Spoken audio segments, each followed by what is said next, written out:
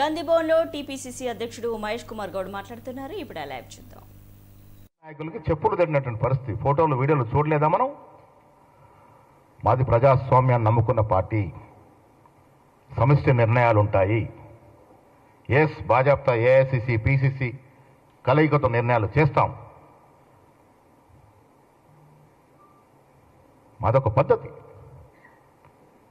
ఇలా మా ప్రభుత్వం ఉంది. ఇక్కడ ఉన్నప్పుడు కూడా మీనాక్షి నటరాజన్ వచ్చి అందరికీ విన్నతులు అందరు చెప్పే విషయాలు ఎందుకంటా ఉన్నాం. ఇది ప్రజాస్వామ్యం. ప్రజాస్వామిక స్వేచ్ఛ ఉంది కాబట్టి వింటా ఉన్నాం. కేటీఆర్ లాగానో కేసీఆర్ లాగానో సంజయ్ లాగానో డిక్టేటర్షిప్ ఉండదు మా పార్టీలో. ఏ నిర్ణయమైనా సమిష్టిగా చేస్తాం. ఆ అలవాటు ఉంది మాకు. ప్రజా సంక్షేమ కార్యక్రమాల్లో కాంగ్రెస్ పార్టీ దూసుకుపోతా ఉంటే మాట్లాడరు. 10 ఏళ్ళు 60,000 ఉద్యోగాలు ఇవ్వాలని పరిస్థితి కేటీఆర్ది అయితే కేసీఆర్ది అయితే మేము 11 మాసాలు 60,000 ఉద్యోగాలు ఇచ్చాం. ఒక్కసారి కితాబ్ ఇవ్వండి దానికి. ఉచితంగా మహిళా బస్సు అనేది చరిత్రాత్మక నిర్ణయం. సన్న బియ్యాలు కేంద్రం మోడీ ఫోటో పెట్టుకోవాలంటాడు సంజయ్. రేపటి నుంచి మీరు దేశవ్యాప్తంగా ఇంప్లిమెంట్ చేయండి. సన్న బియ్యాలు ఇవ్వడం అన్ని రాష్ట్రాల్లో ఇంప్లిమెంట్ చేయండి. ఎవరొద్దంటున్నారు? సన్న బియ్యాల కార్యక్రమం అన్ని రాష్ట్రాల్లో పెట్టండి. కనీసం మీ అధికారం రాష్ట్రాల్లో పెట్టండి. అది చేత కాదు కానీ ఇక్కడ మోడీ ఫోటో పెట్టాలంటారు. వితండవాదాలు చేసుకుంటూ బాగా అలవాటుగా మారింది. అయిన దానికి కాందానికి కేంద్ర మంత్రి స్థాయిలో మాట్లాడడం అనేది మంచిది కాదు. ఎస్, ప్రభుత్వం నడిపే విధానంలో ఇక్కడ లోపాలు జరిగితే ఇంతకుముందు ముఖ్యమంత్రి గారు చెప్పారు, ఇవాళ నేను చెప్తా ఉన్నాను, మాకు బేసిజాలకు పోయేది లేదు. రాష్ట్ర ప్రభుత్వాన్ని సక్రమంగా నడిపే ప్రక్రియలో ఎక్కడ లొసుగులు ఉంటే సరిదిద్దుకోవడానికి సిద్ధంగా ఉన్నాము. ఇది ప్రజల ప్రభుత్వం. It's people's government. ప్రజల ఆభిష్టం మేరకు పనిచేస్తుంది. ప్రజల ఆలోచన మేరకు పనిచేస్తుంది. నేను మళ్ళీ డిమాండ్ చేస్తా ఉన్నాను బంజీ సంజయ్ గారికి, నిజంగా బీసీ నాయకుడిగా చెప్పుకునే నీవు ఈ కుంటి సాకులు బంద్ చేయి. మైనార్టీలు ఉన్నారు, అక్కడ ఉన్నారు. మైనార్టీలు ఉంటే గుజరాత్లో మైనార్టీకి రిజర్వేషన్ ఎందుకు ఇస్తా ఉంది 20-30 ఏళ్ళుగా? ఈ కుంటి సాకులు మానేసి చిత్తశుద్ధి ప్రదర్శించుకునే అవకాశం వచ్చింది మీకు. మోడీ గారితో సమయం తీసుకోండి. మేము వస్తాం. మా ముఖ్యమంత్రి గారు వస్తారు, మేము వస్తాం. అందరం కలిసిపోదాం. 42% చట్టబద్ధ ఇచ్చే విధంగా 9th షెడ్యూల్లో చేర్చే పని మీరు చేపట్టండి. అదే నాయకత్వం అంటే. నేను మళ్ళీ కిషన్ రెడ్డి గారికి మీ ద్వారా చెప్తా ఉన్నాను, రండి, చర్చకు రండి. మీ రాజకీయ జీవితకాలం మీరు తెలంగాణకు చేసిందేమి? మీ బీజేపీ పార్టీ 11 సంవత్సరాలుగా అధికారంలోకి ఉంది. అంతకుముందు వాజ్పేయి గారు అధికారంలో ఉన్నారు. అప్పుడు కానీ ఇప్పుడు కానీ తెలంగాణకు మీరు చేసిందేమి? ఒక ప్రత్యేక ప్యాకేజ్ ఇచ్చినారా? ప్రత్యేక నిధులు తెచ్చినారా? విధులు తెచ్చినారా? ఏదైనా ప్రాజెక్టు తెచ్చినారా? ఉన్న ప్రాజెక్టులు అడ్డుకుంటా ఉన్నారు. బాధాకరణ విషయం. మెట్రోకు నిధులు రానివ్వరు, మూసి ప్రక్షాళన నిధులు రానివ్వరు, రీజనల్ రింగ్ రోడ్కి నిధులు రానివ్వరు. మీరు తెలంగాణ బిడ్డ కాదా? మీరు అడుగున అడ్డుకుంటా ఉన్నారు. అభివృద్ధి చేయరు. చేస్తున్న కాంగ్రెస్ ప్రభుత్వం నిందిస్తూ ఉంటారు. తెలంగాణ ప్రజలు ఇప్పుడు కానీ భవిష్యత్తులో కానీ కిషన్ రెడ్డి గారికి ఒక్క ఛాన్స్ ఇచ్చే సమస్య లేదు. పనితనం ఉన్నోన్ని, పని చేసేవాడిని ఆదరిస్తారు తెలంగాణ ప్రజలు. ఆ దశగానే రాజకీయాలు ఉంటాయి. తెలంగాణలో ఛాన్స్ కావాలని అడిగే ముందు మీరు తెలంగాణకు ఏం చేశారో స్పష్టత ఇవ్వాల్సిన అవసరం ఉన్నది. Thank you.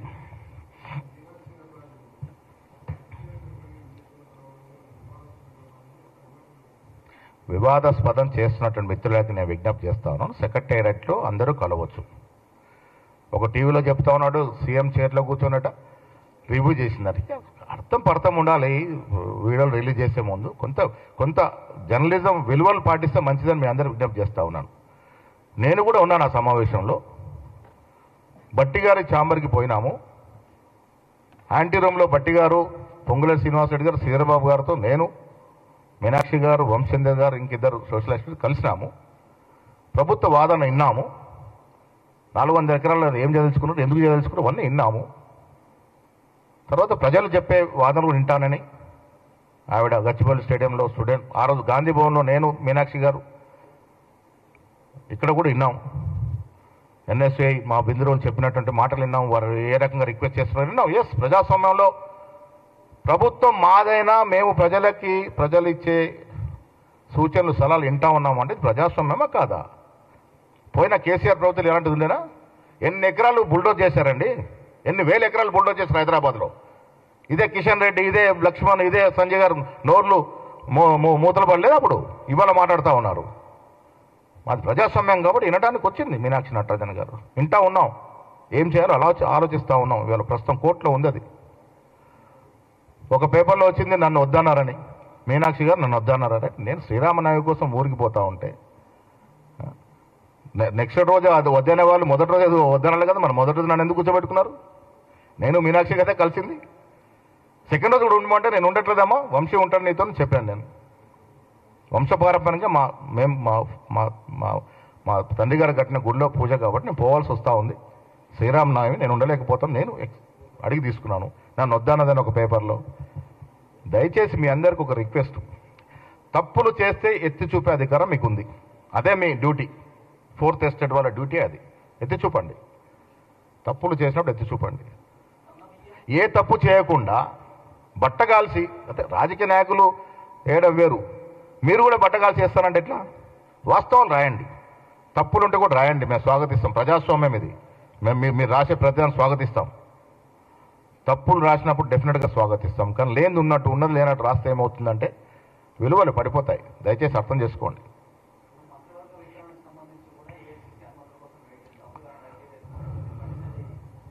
అంటే ఇది జనరల్ ప్రక్రియ అండి. మాది రీజనల్ పార్టీ కాదు, మాదేమన్నా టీఆర్ఎస్ పార్టీ అన్ని ఫామ్ హౌస్లో నిర్ణయాలు అవడానికి. ఇది జాతీయ పార్టీ. ఏ నిర్ణయం తీసుకున్న జాతీయ కోణంలో ఆలోచించాలి, రాష్ట్ర కోణంలో ఆలోచించాలి, అన్నీ ఆలోచిస్తే చేసుకుంటాము. జాతీయ పార్టీ కదా మాది, జాతీయ నాయకుడు ఉంటాడు, మాకు జాతీయ అధ్యక్షుడు ఉంటాడు, జాతీయ మాకు యువ నాయకుడు ఉన్నాడు. ఎస్, అంత సమిష్టి కలిసి నిర్ణయం చేసుకుంటాం. నేను మళ్ళీ అడుగుతా ఉన్నాను, వాళ్ళు మాట్లాడే ముందు వాళ్ళ వెనుక వీపు చూసుకోవాలి కదా. బండి సంజయ్ గారు అమిత్ షా కాదని టిఫిన్ కూడా చేసే పరిస్థితి ఉంటుందో పొద్దున? అక్కడ నుంచి మెసేజ్ వస్తేనే టిఫిన్ కూర్చుంటాడు, మెసేజ్ వరకు వెయిట్ చేస్తూ ఉంటాడు పాపం. మెసేజ్ రాగానే ఎస్ యూ గో ఎట్ అంటే అప్పుడు తింటాడు. అది పరిస్థితి వాళ్ళది. వాళ్ళు మా గురించి మాట్లాడితే ఎట్లా?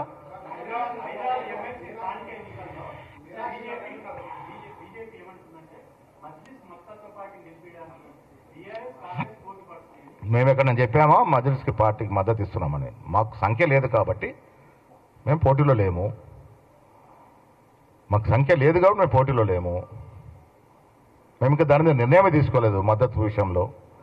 వారికి వారే ఊహించుకొని మాట్లాడుకుంటే ఎట్లా?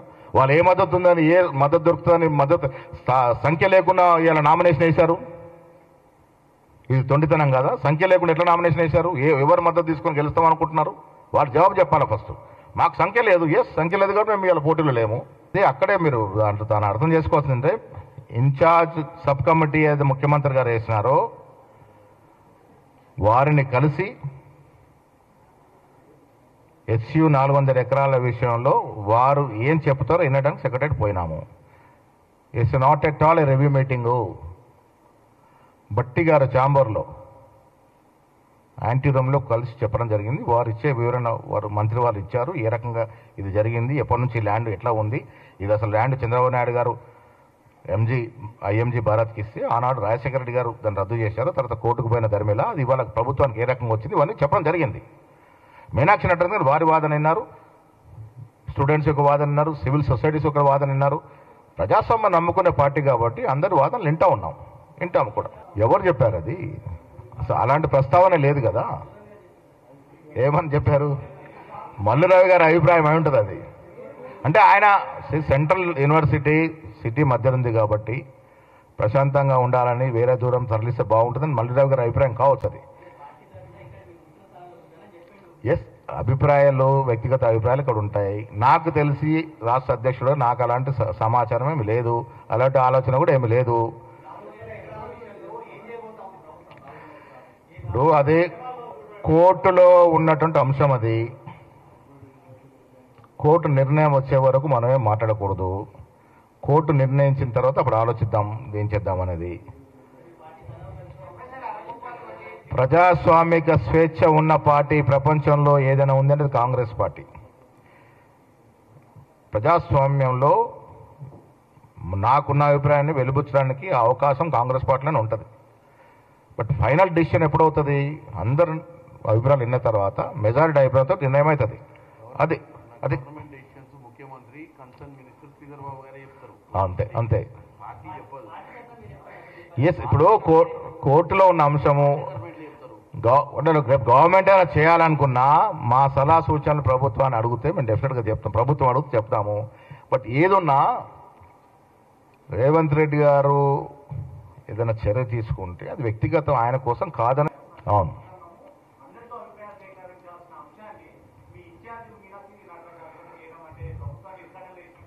ఇప్పుడు ప్రజాస్వామ్యంలో వారు కూడా ఎందుకు వచ్చినారు? దీంట్లో ఇది మొత్తం ఎపిసోడ్లో జరిగింది ఏంటంటే, నేను మీకు అదే అడుగుతా ఉన్నాను. 400 ఎకరాలకి ఇంత రాద్ధాంతం చేస్తున్నటువంటి కేటీఆర్ ఫస్ట్ జవాబు చెప్పాలి. నువ్వు అమ్మిన 10,000 నుంచి 15,000 ఎకరాల భూమి చెప్తాను, అది ఎట్లా అమ్మారు? ఇన్ఛార్జ్ గారు ప్రజాస్వామ్య పద్ధతిగా వచ్చింది. ఆమె ఇన్ఛార్జ్ గారు ఏంటి? లేదు, ప్రభుత్వ పని చేయట్లే. ఆమె వచ్చింది ఏమైనా నిర్ణయం ప్రకటించిందా? ఏమైనా దిక్కత్ ఇచ్చిందా? ఇన్ఛార్జ్గా లేలే, ఎలా కాంగ్రెస్ పార్టీ ఇన్ఛార్జ్గా వారి డ్యూటీ ఏంటి? రాష్ట్రంలో జరుగుతున్నటువంటి ఈ సంఘటన వల్ల పార్టీని చాలామంది బద్నాం చేస్తూ ఉన్నారు.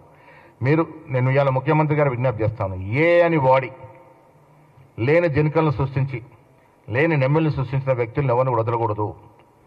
ఇది వల్ల మాకే కాదు, మీకు కూడా ప్రమాదమే.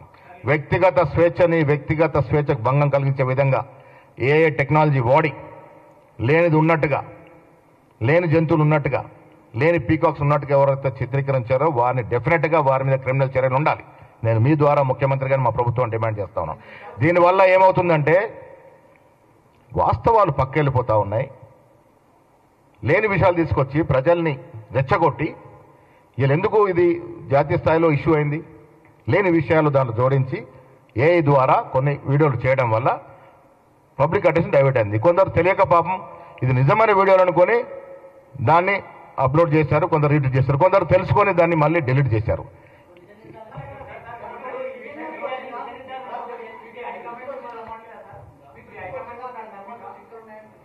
ఇప్పుడు నెమళ్ళు అనేది ఢిల్లీలో బండి సంజయ్ ఇంట్లో కూడా ఉంటాయి. నెమళ్ళు సంచరిస్తూ ఉంటాయి, వాటి జగన్ వాడు ఉండాలి, వాటిని పరిరక్షించాలి, దాంట్లో ఏం అనుమానం లేదు. జింకలు బుల్డోజర్లు తిరుగుతూ ఉంటే జింకలు ఉరుకుతున్నట్టుగా అసలు ఆ ప్రాంతంలో ఇప్పుడు ఈ 400 ఎకరాల ప్రాంతంలో జింకల సంచారం లేదు. నెమళ్ళు వస్తాయి, వాళ్తాయి, పోతాయి. లేని సృష్టించి ఇది ఈ రకంగా ప్రజల యొక్క అటెన్షన్ డైవర్ట్ చేయడం అనేది తప్పు.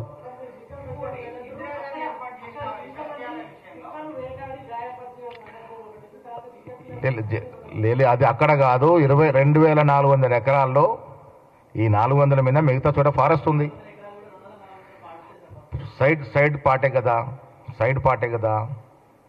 ఏది ఏమైనా ఇప్పుడు కోర్టులో ఉన్న అంశము డెఫినెట్గా దాని గురించి కోర్టు నిర్ణయం అయిన తర్వాత ఆలోచిద్దాము. 100% మేమే తీసుకుంటాము. పర్యావరణాన్ని కాపాడడం కానీ మొత్తం పర్యావరణాన్ని నాశనం చేసి పోయిన TRS 10 yearsలో పర్యావరణాన్ని, నేచర్ని కుల్లగొట్టిపోయితే దాన్ని రిపేర్ చేసే పనిలో ఉన్నాము.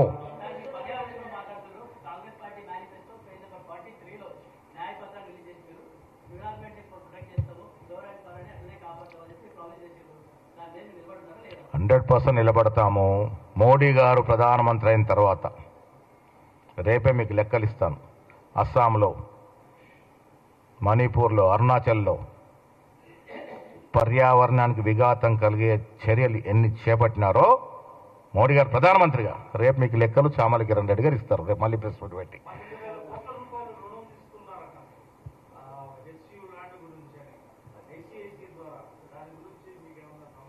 ఉంటుంది. ఇప్పుడు గవర్నమెంట్ ప్రక్రియలు ఇవన్నీ భాగంగా ఉంటాయి. గవర్నమెంట్ నడవాలన్నప్పుడు చాలా రకరకాల నిర్ణయాలు తీసుకుంటూ ఉంటారు. సంక్షేమం కోసం కదా. మహేష్ గౌడ్ ఇల్లు కట్టుకోవడానికో, రేవంత్ రెడ్డి గారు ఇల్లు కట్టుకోవడానికో, చామల కిరణ్ రెడ్డి గారికి ఏదైనా ఫామ్ హౌస్ కట్టడానికి తీసుకోవాలి కదా. ప్రజల కోసం, ప్రజా సంక్షేమం కోసం జరుగుతూ ఉంటాయి. ఏం చేయమంటారు చెప్పండి, నేను మీ ద్వారా అడుగుతా ఉన్నాను. 6.5 లక్షల కోట్ల అప్పులో పడేసి పలాయనం చిత్తగించిండు ఫలానా నాయకుడు. ఇలా 6.5 నుంచి 7,000 కోట్లు నెల తిరగగానే 28 తారీఖు రిజర్వ్ బ్యాంక్ లాక్కుంటుంది. 6,500 కోట్లు ఇంట్రెస్ట్ అండ్ ఇన్స్టాల్మెంట్. 6,500 కోట్లు జీతపత్యాలు పోతే 5,000 కోట్లతో ఈ రాష్ట్ర ప్రభుత్వం నడుపుతా ఉన్నాం. ప్రజల మీద భారం వేయట్లే.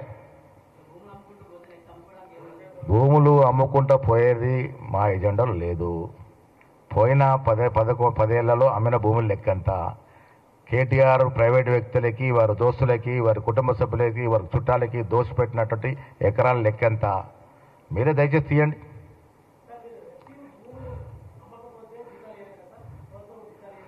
ఇవన్నీ జీతాలు ఏ తారీఖు వచ్చేవి కేసీఆర్ టైంలో, ఇవాళ ఏ తారీఖు జీతాలు పడుతున్నాయి అది కూడా మీరు అప్డేట్ చేయాలి కదా. ఫస్ట్ తారీఖున జీతాలు పడడం అనేది 10 ఏళ్ళు ఎవరు చూడలే, ఏ ఉద్యోగుడు చూడలే. ఇలా ఫస్ట్ తారీఖు జీతాలు పడుతున్నటువంటి ప్రక్రియ. ప్రభుత్వం నడిపే విధానంలో కొన్ని అటు ఇటుగా ఉంటాయి.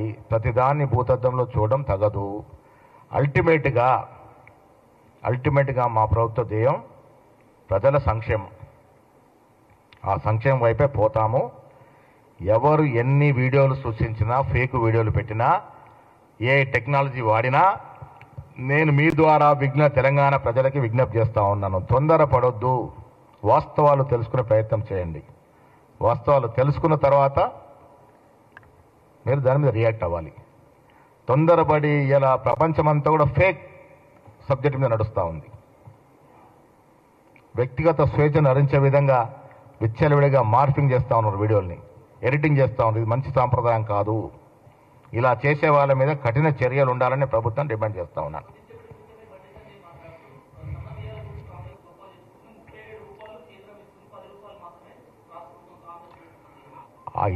ఆ కేంద్రం ఇస్తున్న డబ్బులు ఊరికే ఇస్తుందా, మనం ట్యాక్సులు కడితే ఇస్తుందా?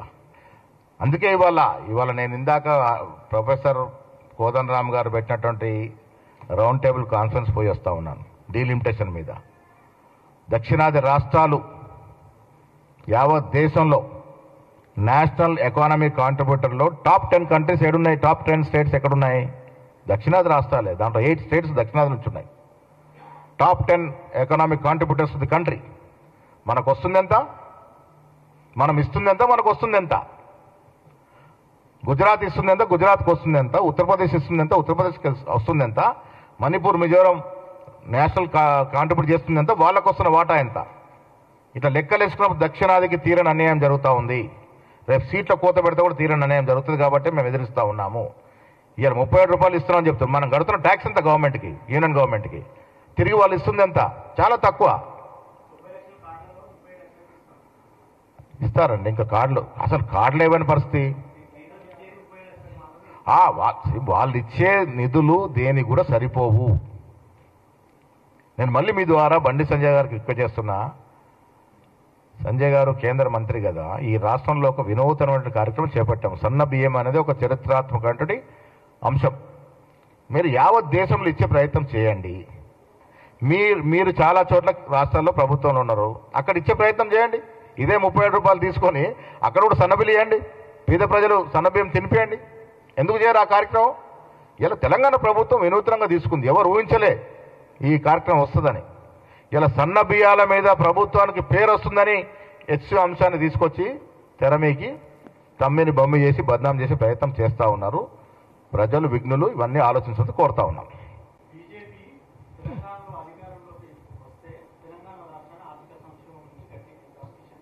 ఏడికెళ్ళి తెస్తారు నిధులు? పాకిస్తాన్, బంగ్లాదేశ్కి వెళ్ళి తెస్తారా నిధులు? ఎట్లయితే గట్టెక్కిస్తారు. ఇప్పుడు బీజేపీ నిజంగా చిత్తశుద్ధిని తెలంగాణకు న్యాయం చేయాలంటే కిషన్ రెడ్డి గారికి మళ్ళీ నేను మీ ద్వారా చెప్తున్న అంశం అంటే, ఫస్ట్ మెట్రోకు నిధులు రిలీజ్ చేయండి. ఎందుకు అడ్డుపడుతుంది? కిషన్ రెడ్డి అడ్డుపడడం వల్లనే మెట్రోకి, ట్రిపుల్ ఆర్కి నిధులు వస్తలేవు. మా ఎంపీ గారు పక్కన ఉన్నారు, మొత్తం తెలుసు వారికి చరిత్ర. కేసీఆర్ అడ్డుపడతా ఉన్నాడు. ఫస్ట్ అడ్డు తొలగండి మీరు.